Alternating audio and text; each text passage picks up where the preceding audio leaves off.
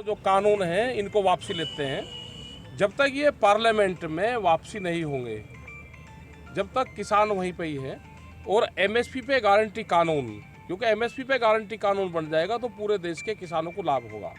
वो एक बड़ा सवाल है। हम यहाँ पे महाराष्ट्र में भी यहाँ पे आए तो अगर एमएसपी पे कानून हो तो एमएसपी से नीचे पे खरीद नहीं होगी तो ही किसान को लाभ होगा। ये किसान की एक जीत है। अगर 1 साल बाद में सरकार ने सुध ली है, ये उन शहीदों को जाता है जो 750 से ज़्यादा किसान शहीद हुए। ये उनको जाता है, उन आदिवासियों को जाता है, उन मजदूरों को जाता है, उन किसान महिलाओं को जाता है जिन्होंने इस आंदोलन को हिस्सा बना।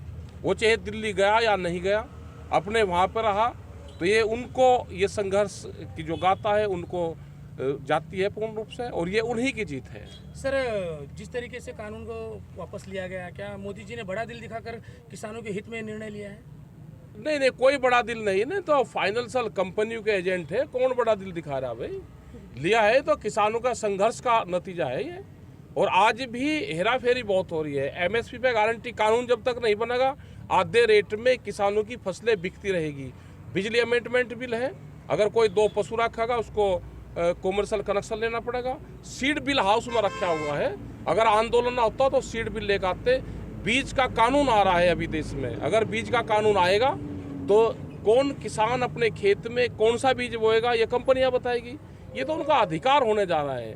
तो ये संघर्ष और भी लंबा चलेगा, जारी रहेगा। और सरकार को हमने कहा है कि आप बातचीत का रास्ता खोल लो।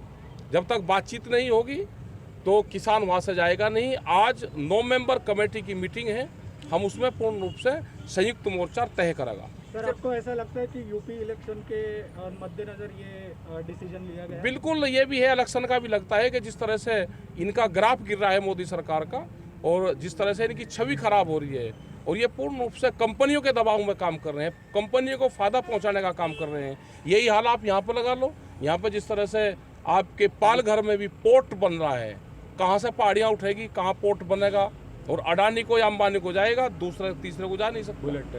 बुलेट ट्रेन है, यहाँ की इनकी जमीन नहीं जाएगी। आदिवासी जंगल जमीन पर तो अधिकार उनका रहना चाहिए जो वहाँ के निवासी है। सर, लगता है आपको कि आपके संघर्ष की जीत है? ये देश के किसानों के संघर्ष की जीत है। सर, मोदी जी ने आज डिक्लेरेशन किया है, तो आपका आंदोलन डिक्लेरेशन के बाद स्थगित होगा या नहीं होगा? स्थगित हमारा आंदोलन अभी चलता रहेगा जब तक ये पार्लियामेंट में वापसी नहीं होता, जब तक पूर्ण रूप से एमएसपी पे गारंटी पे क्या कहते हैं, जब तक भारत सरकार से